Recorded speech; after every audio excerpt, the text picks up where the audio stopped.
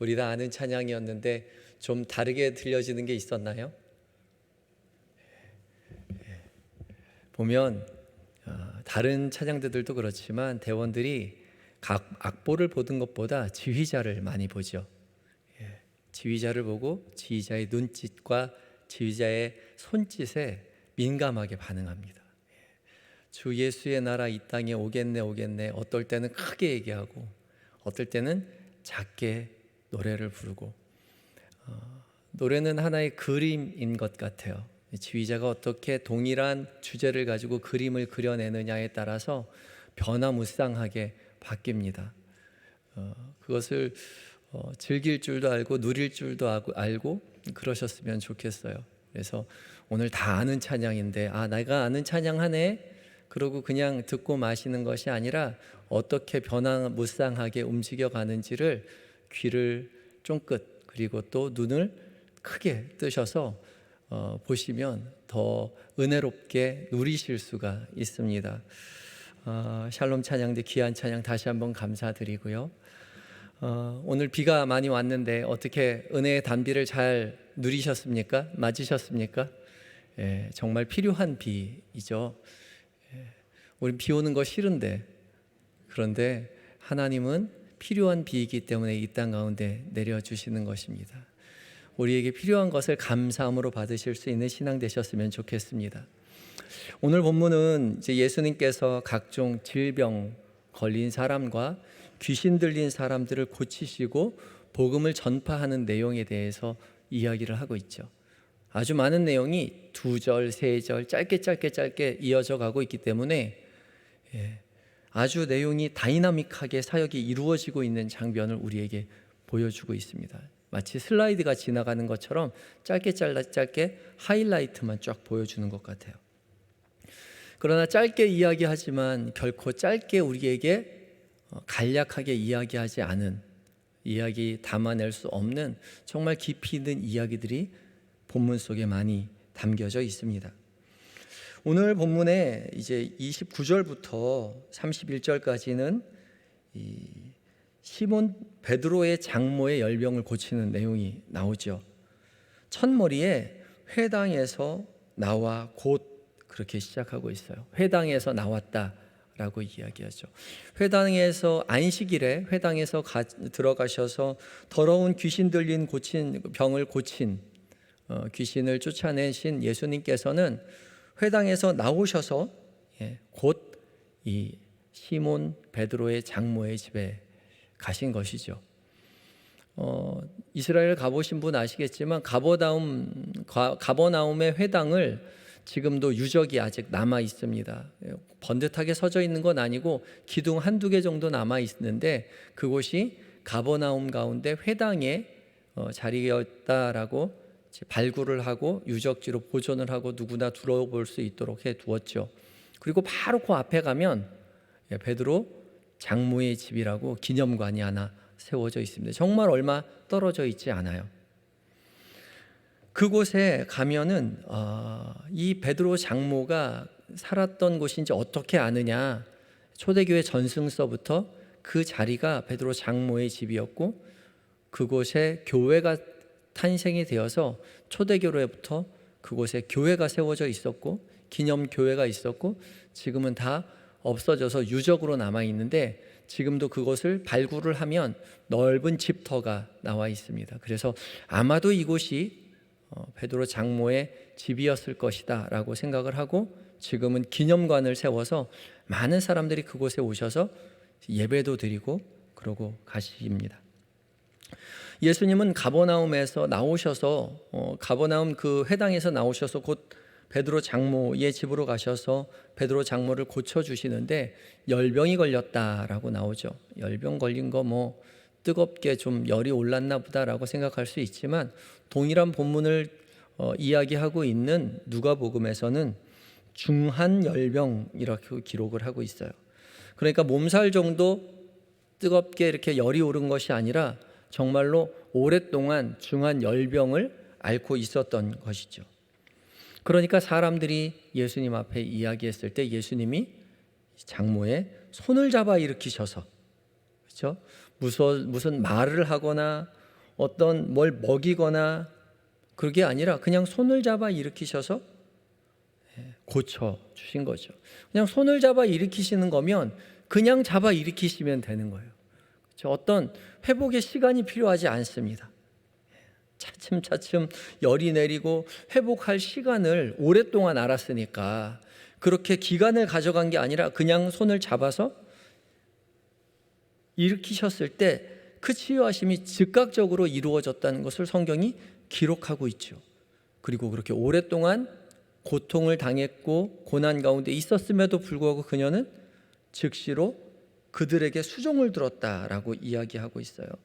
31절에 열병이 떠나고 여자가 그들에게 수종드니라 라고 이야기하죠.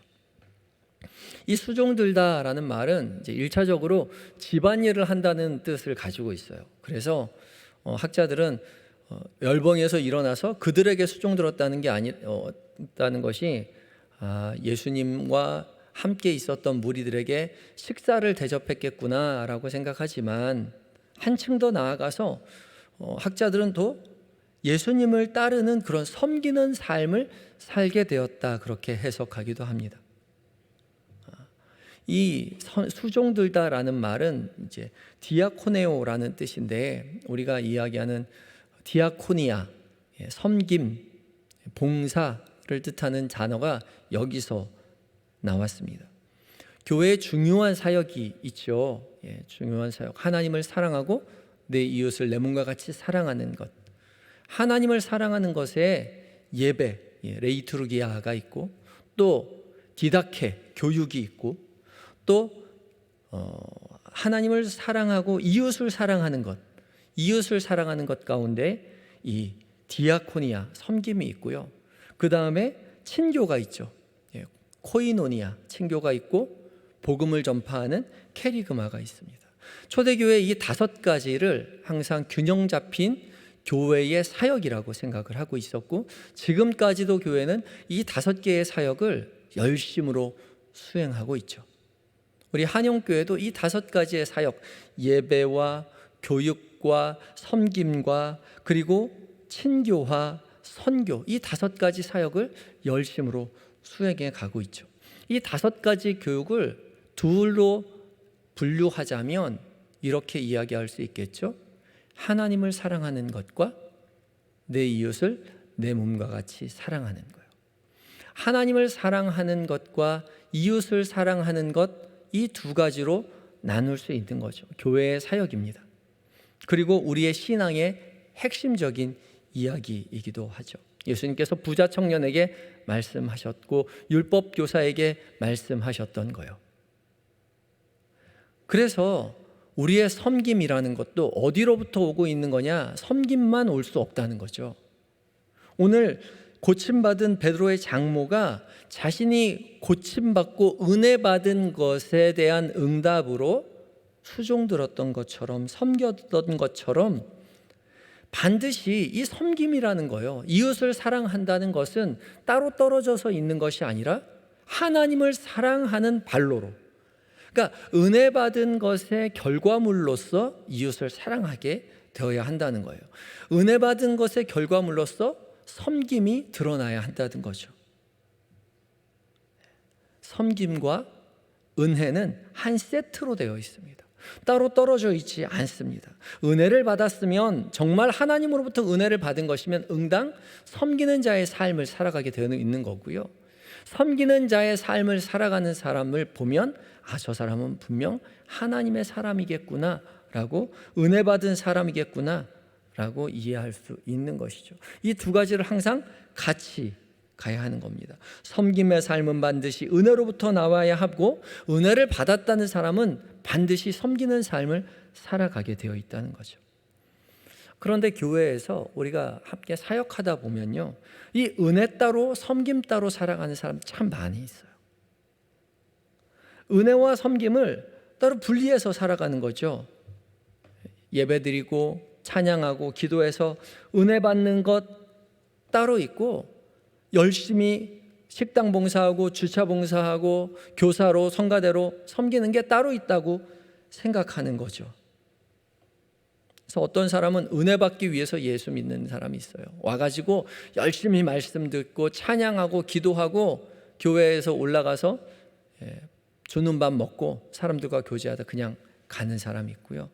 어떤 사람은 섬김이 주로 예수를 믿는 교회에 오는 이유인 사람이 있어요.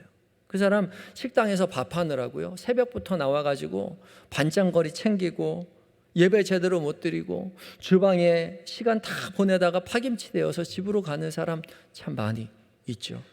또 교회 와서 주차 봉사한다고 지하 1층에만 앉아 있다가 그냥 모니터로 예배 듣는 둥 보는 둥 마는 둥, 진짜 보기만 하다가 모니터를 보다가 집으로 돌아가는 사람도 있고요. 또 어떤 사람 교사한다고 우리 5층에서만 살다가 예배당 한 번도 안 들여다보고 예배 한 번도 드리지 않고 그냥 교회 학교 예배니까 이것도 예배다 그러고 그냥 섬기고 돌아가는 사람 있습니다. 다 은혜 따로 섬김 따로인 사람들이에요. 둘 다 좋은 모습은 아닌 거죠. 그러니까 자꾸 문제가 생기는 거죠. 은혜 받는 사람은 은혜가 전부인 것처럼, 예수 믿는 것이 은혜 받는 게 전부인 것처럼 그렇게 살죠.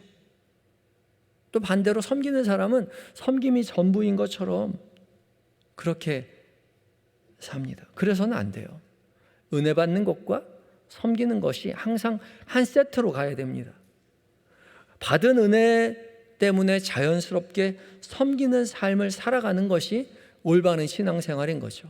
이 베드로의 장모가 예수님께서 자신의 손을 이끌어 중한 열병을 낫게 해주셨을 때 섬기고 수종 들었던 것처럼 이것이 디아코니아의 핵심입니다.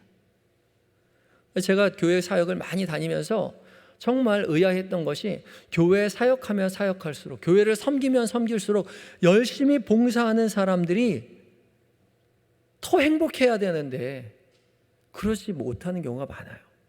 오히려 더 시험 들 때가 많죠. 그게 너무 안타까웠습니다. 교회가 천국의 모형이라면 교회는 천국의 지상사무소인 거잖아요. 그러니까 교회를 바라보면서 세상 사람들이 교회가 저렇게 좋으면 천국은 얼마나 좋을까? 그러고 교회 와야 되는 거잖아요. 살아계신 하나님의 은혜를 교회에서 경험시켜줘야죠. 그런데 현실은 그렇지 않죠. 교회 와서 시험 들고, 교회 와서 싸우고, 교회 와서 삐지고, 교회를 너무 깊이 있게 교회 다니면 안 돼, 그렇게 이야기하지 않습니까? 왜 그렇습니까? 우리의 섬김이 은혜를 기반으로 하고 있지 않기 때문에 그래요. 우리의 은혜가 섬김으로 이어지지 않기 때문에 그렇습니다. 이 두 가지를 항상 균형 잡혀서 우리의 신앙을 가져가야 하는 거죠. 우리 참 예수 믿는 거, 은혜 받는 건 누구에게나 주어진 일이지만 섬김은 다 깊이 하려고 하죠.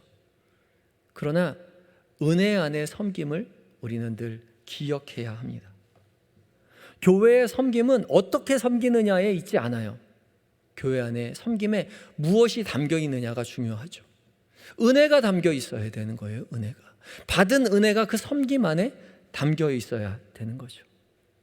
지난번에도 말씀드렸지만 교회에 뿐만 아니라 기업도 복지하고, 그렇죠? 국가도 복지하고 보건소도 복지하는 세상이죠. 교회 복지가 세상의 복지와 뭐가 다릅니까? 교회의 섬김이 세상의 섬김과 무엇이 다른가요? 우리가 나누는 물 한 잔, 우리가 퍼주는 밥 한 끼, 우리가 함께 교제하는 그 안에 무엇이 있어야 되느냐? 은혜가 담겨야 되는 거죠. 그래서 주차 봉사할 때도, 교회 학교 교육에도 우리가 밥을 푸고 설거지하는 그 모든 섬김 가운데 은혜가 담길 수 있도록 우리는 열심히 노력해야 됩니다. 그뿐만 아니라 우리의 심지어 밥 먹고 가는 사람 안에, 그 밥 먹는 데 안에서도 은혜를 누릴 수 있어야 돼요. 잘 먹었습니다. 네. 귀한 반찬 섬겨주셔서 너무 감사합니다. 우리의 삶의 모든 자리에 은혜의 이야기들이, 고마운 마음을 스스럼 없이 표현하고 마음에 담긴 미소로 서로를 대할 때에 은혜 가운데 섬김이 우리 가운데 있을 수 있다는 거죠.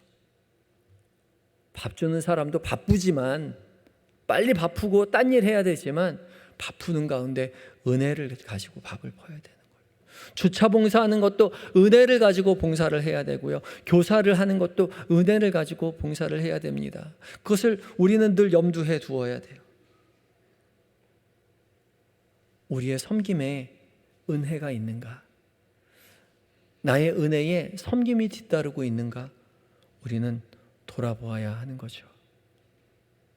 섬김이 가득한 교회, 은혜가 가득한 교회 따로 있는 것이 아니라 은혜가 가득한 섬김이 있는 교회였으면 좋겠습니다. 받은 바 은혜로 섬기는 교회가 한영교회가 되었으면 좋겠습니다. 그래서 풍성한 은혜로 채워지는, 그래서 여기가 천국의 지상사무소, 그래서 한영교회 왔는데 이렇게 좋으니까 천국 가면 얼마나 좋을까라고 고백할 수 있는 우리 한영교회가 되었으면 좋겠고, 그런 은혜를 기대하시고 누리시는 여러분들이 되셨으면 좋겠습니다. 우리의 섬김, 은혜가 가득한 섬김이어야만 하는 것이죠. 계속해서 이어지는 말씀 가운데 32절부터 34절까지의 말씀은 여러 사람을 예수님께서 고치시는, 모든 병자와 귀신 들린 자를 고치시는 장면이 나오는데, 32절에 저물어 해질 때에 라고 시작을 하고 있습니다. 저물어 해질 때에 모든 병자와 귀신 들린 자가 예수께 왔다라고 이야기하고 있어요. 왜 하필이면 해질 때 옵니까? 좀 낮에 오지. 그런 생각 안 해보셨어요? 여기 이때 당시 불도 변변치 않은데, 전등도 없을 텐데 기왕이면 낮에 오지 왜 해질 때에 와요? 이날 안식일이었기 때문에 그래요. 안식일은 금요일 저녁부터 토요일 저녁까지 있죠. 그래서 안식일이 다 가기까지 기다렸던 거예요, 사람들은. 안식일에는 병을 고치면 안 되거든요. 중한 병, 다 죽어가는 사람을 고치는 것은 괜찮지만 죽지 않을 병을 고치는 것은 일이 되었기 때문에 안식일에 금지 사항이었습니다. 그래서 안식일에 병을 고칠 수 없었어요. 그래서 안식일이 지나갈 때까지, 해가 질 때까지, 해가 져서 안식일이 끝날 때까지 기다렸다가 해가 질 때가 되니까, 이제 안식일이 끝나니까 사람들이 예수님 앞에 몰려왔다는 거죠. 안식일은 인자를 위해서 있는 것인데, 인자의 주인인 예수님, 안식일의 주인은 예수님께서 오셨음에도 불구하고 이들은 무엇이 중요한지 알지 못했던 것이죠. 우리가 무엇이 중요한 것인가, 우리 안에 그리스도를 담고 있는가, 우리의 교회에, 우리의 주일의 삶에, 우리의 신앙의 삶에 그리스도를 담고 있는가, 우리는 돌아보아야 합니다. 그리스도가 우리의 삶 가운데, 우리의 교인 가운데 주인이 되는 삶을 사셨으면 좋겠습니다.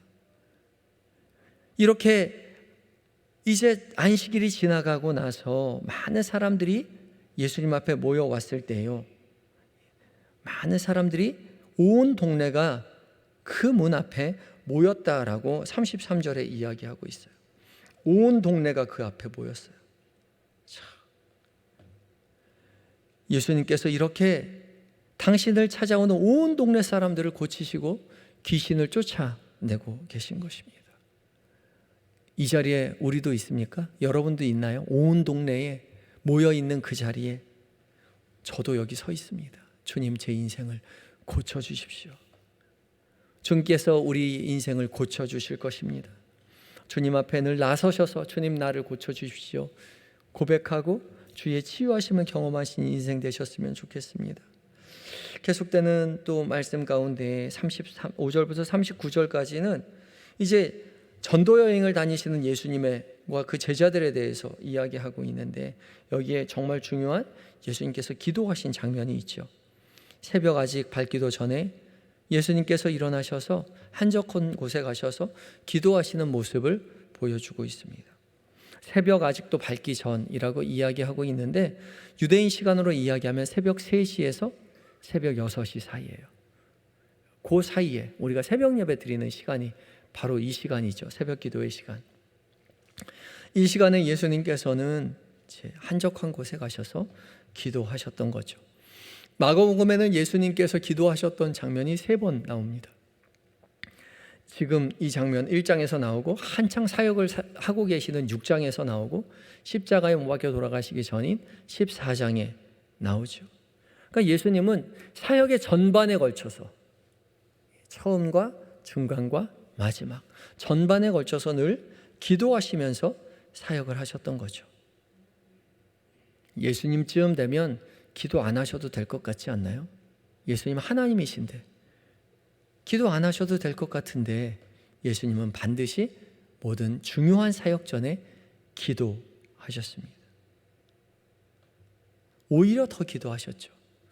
예수님의 기도는 한적한 곳에 가셔서 기도하셨다 그랬어요. 바리새인들은 당시 어떻게 기도했냐면 길거리에 서서 두 손을 높이 들고 큰 소리로 기도했죠. 왜요? 내가 그만큼 신앙이 있다는 것을 사람들에게 보여주고 과시하기 위해서, 드러내기 위해서 그랬어요. 그러나 예수님은 그러지 않으셨죠. 새명미명의 한적한 곳에, 아무도 없는 곳에 따로 떨어져서 기도하셨습니다. 예수님의 기도는 하나님과의 개인적인 교제를 위한 기도였죠. 기도는 하나님과 우리와의 이야기입니다. 기도는 사귐이라고 하는 거니까 연애하듯 하는 거예요. 연애. 숙제하듯 기도하는 것이 아니라, 형식적으로 기도하는 것이 아니라 연애하듯 하나님과 깊은 신뢰의 관계 속에서 나의 삶의 모든 것을 주님 앞에 내어 맡기는 것이 기도였던 거죠. 그래서 기도가 우리에게 중요한 것입니다. 기도는 하나님과의 깊은 관계 안에서 나의 뜻이 하나님의 뜻과 일치되도록 내어 맡기는 것이 기도인 것이죠. 우리가 사귄다, 사랑한다라고 얘기했는데, 사랑하면 상대방의 뜻에 맞추고 싶지 않아요. 짜장면 좋아하는 남자도 스파게티 좋아하는 여자를 만나면 짜장면 다 버리고 어디가 스파게티 잘하나 알아봐서 스파게티 먹으러 가죠. 그리고 그 스파게티를 먹으면 너무 행복하고 기뻐요. 그게 연애하는 거잖아요. 누가 시켜서 한 일도 아닌데 기뻐서 사랑하니까 하는 겁니다. 우리의 기도도 그렇죠. 하나님께서 기뻐하시는 뜻과 내가 기뻐하는 뜻이 달라요. 그런데 사랑하기 때문에 시키지 않아도 나의 뜻이 주님의 뜻 가운데 맞춰지게 해달라고 간구하며 뜻을 맞추려고 노력하는 삶을 살아내는 것이 기도이며 교제인 것이죠. 그래서 우리의 기도는 주님, 내 삶 가운데 주님의 뜻이 이루어질 때 억지로 이루어지기보다 기쁨 가운데 내 안에서도 기쁨이 일어날 수 있도록 주님 나를 도와주십시오. 그렇게 기도하셔야 합니다. 제가 주님을 사랑하는 만큼 기쁘게 나의 삶을 변화시키셔서 내 자신에게 흥미롭고 편한 것을 주님 앞에 구하고 그것을 선택하는 삶을 살아가기보다 주님께서 기뻐하시는 주님의 뜻에 맞는 것을 내가 기쁘게 선택하고 그 길을 따라 살아가려고 노력하는 삶을 제가 살게 해달라고 기도해야 되는 거죠. 조금은 내 자신에게 고돼 보이는 것 같고 손해보는 것 같아도 주님 기뻐하시는 삶을 저도 기꺼이 기쁘게 선택할 수 있도록 주님 도와달라고 기도하는 것입니다. 그때 주님은 우리에게 힘을 주시고 용기를 주시고 능력을 주셔서 우리의 삶 가운데 나의 뜻이 아닌 주님의 뜻이 이루어짐을 통해서 내가 바라는 나의 인간상이 아니라 주께서 기뻐하시는 나의 인간상으로 하나님이 기뻐하시는 삶을 그런 사람으로 살아가게 되는 것이죠. 주님께서는 그렇게 주의 뜻을 이루어드리기 위해서 열심히 기도하시고 제자들에게 나와서 말씀하시죠. 37절에 이렇게 이야기합니다. 37절에 제자들이 기도하고 온 예수님의 뒤를 따라와서 뭐라고 이야기하냐면 만나서 이르되 모든 사람이 주를 찾나이다 라고 이야기해요. 모든 사람이 주를 찾았어요. 왜 찾았을까요? 자기 고쳐달라는 거죠. 예수님 만나면 내 병이 고침받을 수 있을 것 같으니까 고침을 받기 위해서 새벽 미명부터 찾아왔는데 예수님이 없는 거예요. 그러니까 기다렸겠지요. 제자들이 더 애타게 예수님을 기다렸을 것입니다. 그러면서도 너무 신났겠죠. 우리 예수님, 우리 선생님 찾아오시기만 하면 만날 수 있습니다. 고칠 수 있습니다. 의기양양하게 예수님을 기다렸을 거예요. 그런데 예수님은 뭐라고 하십니까? 38절에 함께 읽을까요? 38절 시작. 이르시되 우리가 다른 가까운 마을들로 가자. 거기서도 전도하리니 내가 이를 위하여 왔노라. 아멘.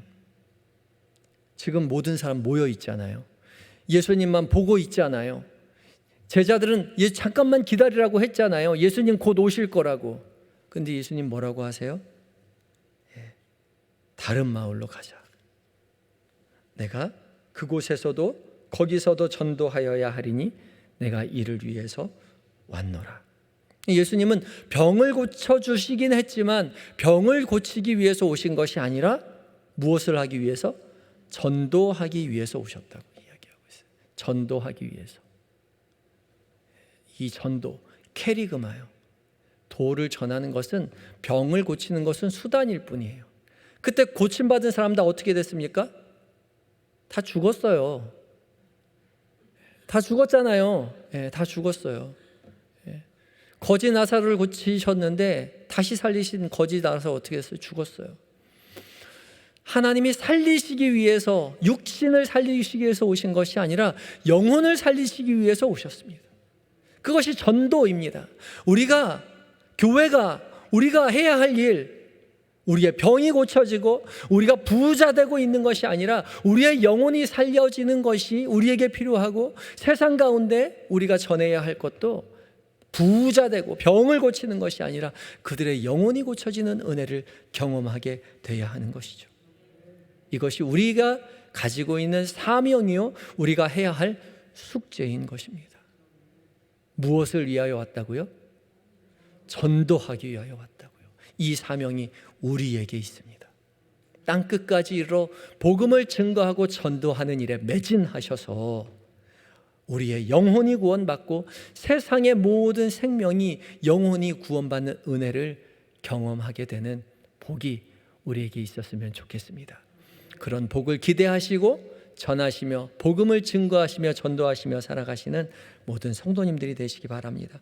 기도하시겠습니다. 주님, 우리에게 많은 병을 고쳐주셨지만 그 병이 아니라 복음을 증거하기 위하여, 영혼을 구원하기 위하여 오셨다는 그 이야기를 우리가 듣습니다. 주님, 우리의 인생 가운데 찾아오셔서 우리의 병만 고치지 마시고, 우리가 부자 되게만 하지 마시고 우리의 영혼을 고쳐주심으로 말미암아 우리의 영혼이 하나님 나라의 백성 되어 영원히 주를 찬양하는 은혜를 경험하게 하여 주시옵소서. 우리의 섬김이 주님 은혜로 말미암는 섬김이 되게 하여 주셔서 균형 잡힌 하나님을 사랑하고 내 이웃을 내 몸과 같이 사랑하는 믿음의 삶이 우리의 인생 가운데, 우리의 삶의 자리 가운데 있게 하여 주시고, 그러한 교회 되어서 많은 사람들에게 살아계신 하나님의 나라를 우리 한영교회가 보여줄 수 있는 복이 있게 하여 주옵소서. 그렇게 역사하실 주님을 기대하올 때에 예수님의 거룩하신 이름으로 기도하옵나이다. 아멘.